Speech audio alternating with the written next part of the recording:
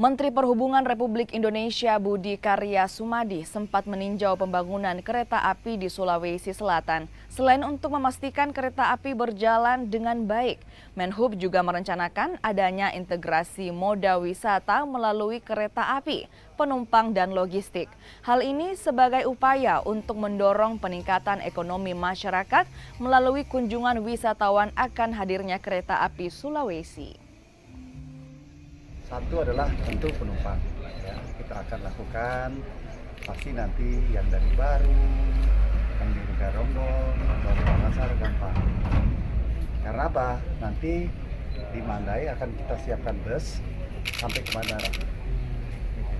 Itu penting karena kita fungsi yang kedua ada wisata. Jadi kalau pendatang, wisatawan datang ke airport, bisa mendarat, bisa menggunakan bus ada ke tempat ini.